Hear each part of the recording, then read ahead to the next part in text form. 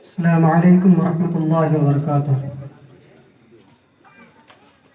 الحمد للہ رب العالمین الرحمن الرحیم مالک یوم الدین. اشهد ان لا الہ الا اللہ واشهد ان محمدا عبده ورسوله.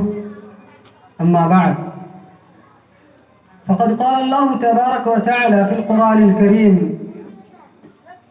ورحمتي وسعت كل شيء. معزز و مکرم علماء کرام اور میرے سامنے بیٹھے ہوئے عزیز بزرگوں، دوستوں، نوجوانوں، آج میں آپ لوگوں کے سامنے اس پررونق محفل میں جس موضوع کو لے کر حاضر ہوا ہوں وہ ہے اللہ کی حفاظت کرو تم اسے اپنے سامنے پاؤ گے. مجھے بے حد خوشی ہو رہی ہے کہ آج علماء کرام کے درمیان کچھ کہنے کا موقع مجھے نصیب ہوا ہے. اللہ تعالیٰ سے دعا ہے کہ اللہ ہمیں صحیح کہنے اور اس پر عمل کرنے کی توفیق دے. آمین. باتوں کو زیادہ طول نہ دیتے ہوئے میں اپنے موضوع کو بیان کرنا مناسب سمجھتا ہوں. رسول اکرم صلی اللہ علیہ وسلم نے ابن عباس رضی اللہ عنہما کو حکم دیا، وصیت فرمائی کہ احفظ اللہ تجدہ تجاہک،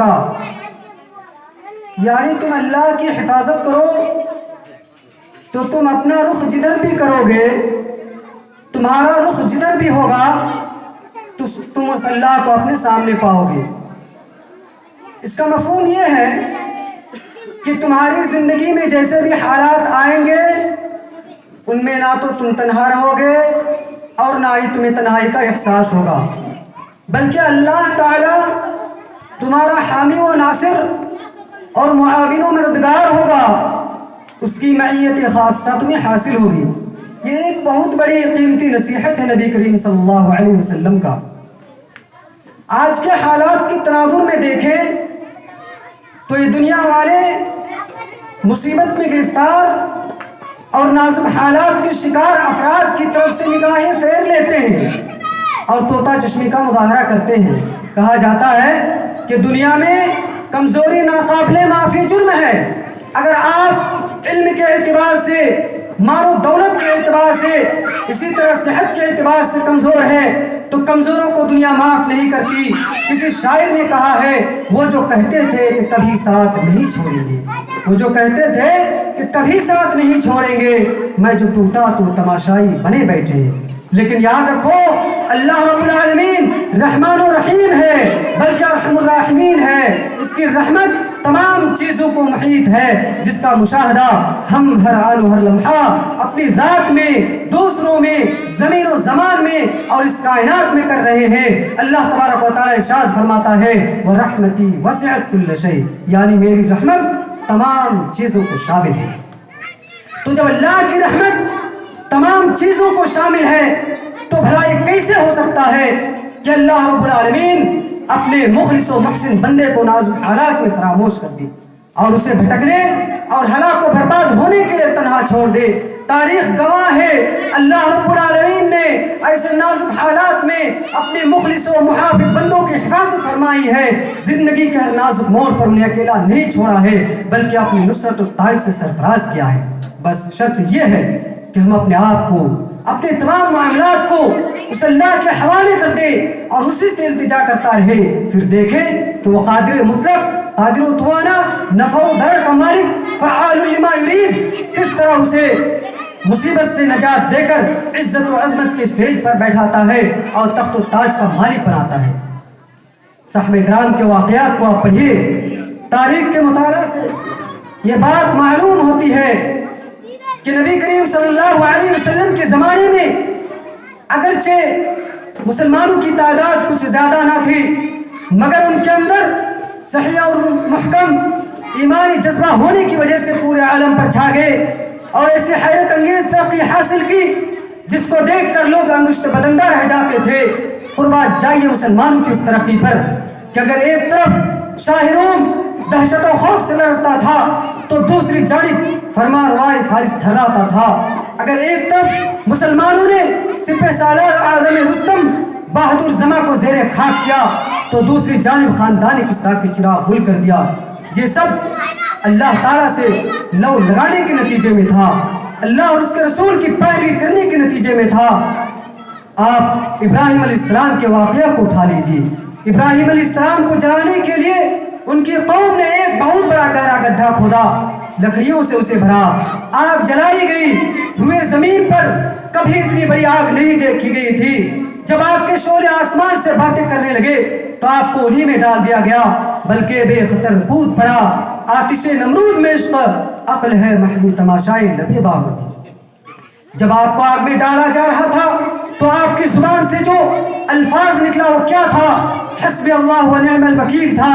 اللہ رب العالمین نے آپ کی حفاظت فرمائی اور آپ کو حکم دیا یا نار کونی بردا و سلام علی ابراہیم, کہ آگ تو ابراہیم کے لیے ٹھنڈی ہو جا اور سلامتی کا سامان بن جا. اسی اللہ پر توکل کا مظاہرہ سیدہ حاجرہ علیہ السلام نے کیا تو اللہ رب العالمین نے اس کی چال و رفتار کو نقش دوام بنا دیا. قیامت تک ہر حج و عمرہ کرنے والے جب صفا و مروہ کے مابین سعی کریں گے تو مائی حاجرہ کے نقش قدم کی پیروی کرتے ہوئے نظر آئیں گے. اللہ کا حکم ہوتا ہے کہ ابراہیم فلسطین سے نکل جائے اور مکہ جا کر اپنے اکلوتے وہ ننھے بابو اسماعیل اور پیاری وفادار بی بی حاجرہ کو چھوڑ آئے.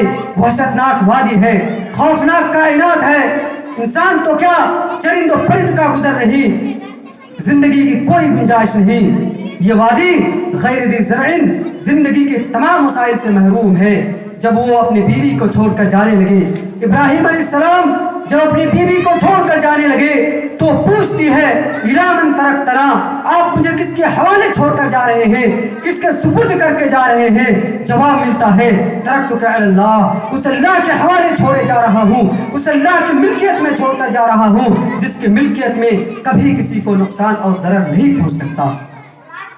وہ بڑے سکون و قرار کے ساتھ کہتی ہے کہ جب آپ مجھے اس اللہ کے حفظ و امان میں چھوڑ کر جا رہے ہیں جس کے نگہبان میں, جس کی نگرانی میں کسی کو کوئی ضرر اور نقصان نہیں پہنچ سکتا, تو میں قوی امید کے ساتھ کہتا ہوں, مجھے پوری امید ہے اللہ کی ذات سے کہ اللہ رب العالمین کبھی مجھے بیار و مددگار نہیں چھوڑے گا. یہی نہیں بلکہ دنیا کی کوئی طاقت ہمارا بال بیکار نہیں کر سکے. سامعین اکرام, موسیٰ علیہ السلام کے واقعہ کو اٹھا لیجیے. فرعون نے جب بنی اسرائیل کے بچوں کے سلسلے میں یہ حکم جاری کر دیا تھا کہ ان کو قتل کر دیا جائے, تو چونکہ موسیٰ علیہ السلام بھی بنی اسرائیل میں سے تھے تو اللہ تعالیٰ نے دیکھیے کہ موسیٰ علیہ السلام کی کیسے حفاظت فرمائی. اللہ تعالیٰ نے ام موسیٰ کو یہ حکم نہیں دیا کہ اسے اتنے دور میں لے کر چلی جائے جہاں پر فرعون اس کے جاسوس بھی نہ پہنچ سکے, بلکہ یہ کہا وَأَوْحَيْنَا إِلَىٰ أُمِّ مُوسَىٰ أَنْ أَرْضِعِيهِ فَإِذَا خِفْتِ عَلَيْهِ فَأَلْقِيهِ فِي الْيَمِّ وَلَا تَخَافِي وَلَا تَحْزَنِي إِنَّا رَادُّوهُ إِلَيْكِ وَجَاعِلُوهُ مِنَ الْمُرْسَلِينَ. کہ ہم نے ام موسیٰ کی طرف یہ وحی کی کہ اسے دودھ پلاتی رہو اور جب اس کا خوف ہو جائے تو اسے سمندر میں ڈال دو اور نہ ہی ڈرو اور نہ ہی غم کرو, یقین مانیے کہ ہم اسے اپنے تمہارے پاس لوٹا دیں گے اور ہم اسے اپنے رسولوں میں سنائیں گے. موسیٰ علیہ السلام کی جان کا خوف ہوا, دریا میں ڈال دیا گیا. موسیٰ علیہ السلام پانی میں غرق نہیں ہوئے, یہی نہیں بلکہ آپ کی پرورش اسی فرعون کے محل میں اپنی ماں کے دودھ سے ہوئی. یہ ایک موقع ایسا بھی آیا کہ فرعون نے موسیٰ علیہ السلام کو قتل کرنے کا ارادہ کیا, اللہ رب العالمین نے آپ کی حفاظت فرمائی. اللہ رب العالمین نے آپ کی حفاظت فرمائی. فرعون کی بیوی کہنے لگی وقالت امرأة فرعون قرة عين لي ولك لا تقتلوه عسى ان ينفعنا او نتخذه ولدا وهم لا يشعرون. فرعون کی بیوی کہنے لگی کہ اسے مت قتل کرو, یہ ہمارے اور تمہارے آنکھوں کی ٹھنڈک بنے گا, یا ہم اسے اپنا بیٹا بنا لیں گے اور انہیں حقیقت حال کی کوئی خبر نہ دے. اسی طرح اللہ رب العالمین نے موسیٰ علیہ السلام کی اس وقت بھی حفاظت فرمائی جب آپ بنی اسرائیل کو لے کر چلے. فرعون نے پیچھے سے تعاقب کیا, آگے سمندر ہے, آپ کیا کرتے؟ اللہ کی طرف سے حکم ہوتا ہے کہ موسیٰ اپنے عصا کو سمندر میں مارو، اپنی لاٹھی کو سمندر میں ماریے۔ حکم کی تعمیل کرتے ہوئے موسیٰ علیہ السلام نے سمندر میں اپنے لاٹھی کو مارا، راستہ بن گیا۔ موسیٰ علیہ السلام اور اس کے متبعین، موسیٰ علیہ السلام اور اس کے پیروکار تمام کے تمام وہاں سے گزر گئے، لیکن فرعون اور اس کے لشکر نے جب گزرنے کا ارادہ کیا تو وہ تمام کے تمام پانی میں غرق ہو گئے، پانی میں ڈوب گئے۔ یہی نہیں، یونس علیہ السلام کے واقعہ کو کون بھلا سکتا ہے؟ یونس علیہ السلام جب سمندر کی تاریکی، مچھلی کے پیٹ کی تاریکی، شب کی تاریکی، ان تینوں تاریکیوں میں مبتلا تھے، پھر بھی انہوں نے اپنے سامنے اپنے رب ہی کو پایا۔ جہاں نجات کی تمام راہیں بند تھی، دنیا کی کوئی طاقت ایسی نہیں تھی جو آپ کی مدد کر سکے، اس وقت بھی انہوں نے پکارا لا الہ الا انت سبحانک انی کنت من الظالمین، کہ اللہ تیرے سوا کوئی معبود نہیں، تو تمام عیوب سے پاک ہے، بے شک میں ہی ظالم تھا۔ تو اللہ رب العالمین نے اس کو اس بڑے غم سے نجات عطا فرمائی۔ اسی طرح اللہ رب العالمین نے اپنے نبی اور ان کے یار کی غار طور میں کیسے حفاظت فرمائی۔ دشمن جب غار کے دہانے پر پہنچ گیا، ابو بکر رضی اللہ تعالیٰ عنہ گھبرا گئے، بولے لو رہا الی موضع قدمی لارانا، اگر ذرا جھک گئے تو ہمیں پکڑ لیں گے۔ اس وقت اس کے ساتھ وہ کون تھا؟ وہی اللہ رب العالمین تھا۔ فانزل اللہ سکینتہ علیہ وایدہ بجنود لم تروہا، اللہ رب العالمین نے اپنی طرف سے تسکین عطا فرمائی اور ایسے لشکر کے ذریعے ان کی مدد فرمائی جن کو تم لوگوں نے نہیں دیکھا۔ سفر ہجرت کے دوران جب سراقہ بن مالک نے آپ کا پیچھا کیا، ابو بکر رضی اللہ تعالیٰ عنہ بولے کہ اللہ کے نبی سراقہ آ رہا ہے، سراقہ پیچھے سے آ رہا ہے، اللہ کے نبی مجھے پکڑ لیں گے، اللہ کے نبی مجھے گرفتار کر لیں گے۔ اس وقت وہ کون سی ذات تھی، اس کے ساتھ وہ کون سی ایسی ہستی تھی جنہوں نے سراقہ کے گھوڑے کو زمین میں دھسا دیا؟ وہ سراقہ جو صرف اونٹ کی لالچ میں نکلا تھا، جب وہ واپس ہوا تو امن و امان کی بشارت اپنے ساتھ لے گیا۔ سامعین اکرام، مشہور واقعہ ہے، نبی کریم صلی اللہ علیہ وسلم سوئے ہوئے تھے، ایک کافر آیا اور آپ کی تلوار لے کر آپ کی گردن پر رکھ دی۔ شہ رگ پر رکھی ہوئی تلوار بہت تیز تلوار تھی۔ اب کافر کہنے لگا کہ محمد یہ بتاؤ کہ تمہیں مجھ سے کون بچائے گا؟ آپ صلی اللہ علیہ وسلم نے بڑی اطمینان سے کہا کہ اللہ۔ کافر کو اتنا سننا تھا کہ وہ تھر تھر کانپنے لگا، تلوار اس کے ہاتھ سے چھوٹ کر دور جا گئی۔ اب وہ تلوار آپ صلی اللہ علیہ وسلم نے اٹھا لیا اور فرمایا کہ بتاؤ کہ تمہیں کون بچائے گا؟ کافر اللہ کو نہیں مانتا تھا، منتیں کرنے لگا، کہنے لگا کہ مجھے معاف کر دیجئے۔ آپ صلی اللہ علیہ وسلم نے کہا نہیں، بلکہ اللہ تعالیٰ ہی تمہیں بچائے گا۔ سامعین اکرام، زندگی کی گھڑیاں جب تلخ ہو جائے، جب آپ مصائب کے دلدل میں پھنس جائے، حیات و موت کی کشمکش میں مبتلا ہو جائے، آفات و بلیات کا غیر متناہی سلسلہ شروع ہو جائے، جب سارے اپنے پرائے ہو جائے، تو حالات سے گھبرائے نہیں، مایوس و مغموم نہ ہو، عزم و استقلال کا پیکر بنے۔ زمانہ بدلے گا، حالات کروٹ لیں گے، بس شرط یہ ہے کہ ہم اس ذات کے دامن کو مضبوطی کے ساتھ پکڑے رہیں جو عرش بری کا مالک ہے، جو علم و قدرت کے اعتبار سے ہم سے بہت زیادہ قریب ہے، جس کے طرف تمام مخلوق محتاج ہے۔ وہ جو چاہتا ہے کرتا ہے، وہ جو چاہتا نہیں کرتا۔ جیسا کہ اللہ رب العالمین پورے جلال کے ساتھ فرما رہا ہے وَإِن يَمْسَسْكَ اللَّهُ بِضُرٍّ فَلَا كَاشِفَ لَهُ إِلَّا هُوَ وَإِن يُرِدْكَ بِخَيْرٍ فَلَا رَادَّ لِفَضْلِهِ يُصِيبُ بِهِ مَن يَشَاءُ مِنْ عِبَادِهِ، کہ اگر اللہ رب العالمین کسی کو تکلیف میں مبتلا کرنا چاہے تو دنیا کی کوئی ایسی طاقت نہیں ہے جو اس کی تکلیف کو دور کر سکتا ہے۔ اسی طرح اگر کسی کو اللہ رب العالمین کسی پر مہربانی کرنا چاہے، کسی کے اوپر فضل کرنا چاہے، تو دنیا کی کوئی طاقت ایسی نہیں ہے جو اس کے فضل کو روک سکتا ہے۔ اسی لیے ضرورت اس بات کی ہے کہ ہم تمام مسلمانوں کو اللہ رب العالمین کے بتائے ہوئے طریقے کے مطابق زندگی گزارنی چاہیے۔ نبی نے جس چیزوں کو کرنے کو کہا ہے ان چیزوں کو ہم بجا لائے، اور جن چیزوں سے روکا ہے ان چیزوں سے رکے، اسی میں ہماری کامیابی ہے، ورنہ پھر انجام برا ہوگا۔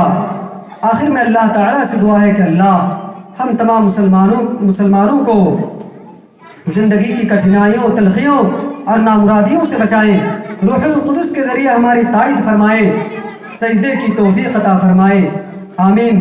وآخر دعوانا ان الحمدللہ رب العالمین۔ السلام علیکم ورحمۃ اللہ وبرکاتہ۔